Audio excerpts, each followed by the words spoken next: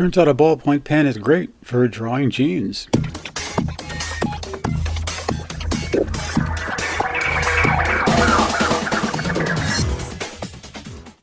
Hi, I'm Mark, and this is Subliteral Network. I make art and comics, and thanks for watching. Remember to hit like and subscribe and to leave your feedback in the comments. Now, I post art daily 5 days a week on Instagram, Facebook, and Twitter, and this is a roundup of some of that work in case you missed it, with a little more detailed description added. You can read my Una the Cave Bunny comics free at radiocomics.com, and my one-shot comic called Searchers is available from burningstarcomics.net. Visit my Patreon page if you'd like to support my work. There's a growing gallery of art and comics to see and enjoy. All these links are in my description and bio, so please watch till the end so you don't miss anything. What seems to happen with a lot of these ballpoint sketches that I do is that I reach way back into the past. And, well, when I was a kid, I knew a girl who actually looked like this mostly. But I think she was about 17 and I was about 9, so she was way too old for me. But clearly she made a real impression on me. So since it takes place in the past, you see she is not holding onto a cell phone. But that was when those little plastic handheld calculators were coming out. So you can see it's bent at the top. It's not a foldable phone, but it's a calculator with one of those angled readout screens at the top of it. If you've ever seen one in your local museum. Honestly, I had a severe crush on her.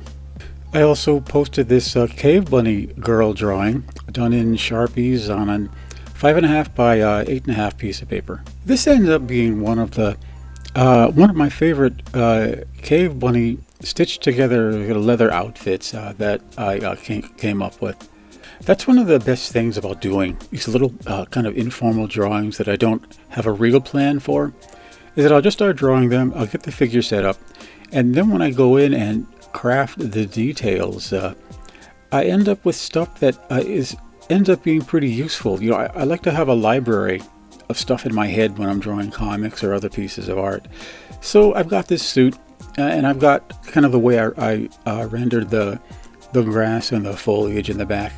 It's a little interesting, and it's a little different than I usually do, and it's nice to have that available for an idea for another picture that I do. I keep all these drawings and sketches on file, and if I'm ever stuck, for an idea, I'll flip through them and pick and choose different solutions to different problems from them. I posted this sketch of my most recent Planet She-Hulk piece of art.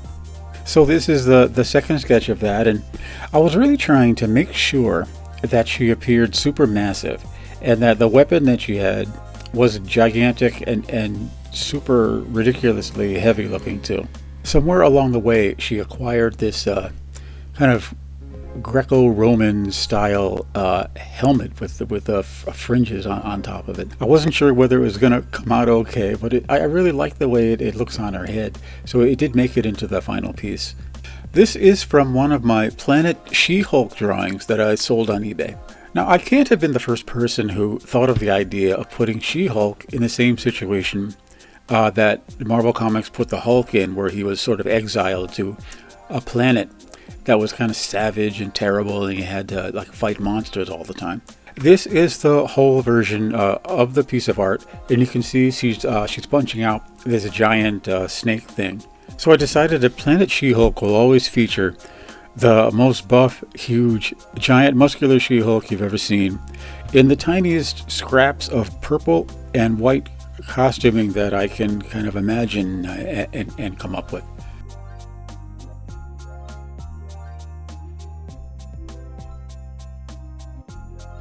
Thanks for watching.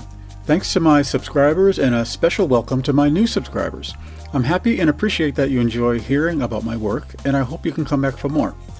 Remember, joining me on Patreon helps me create the content you enjoy.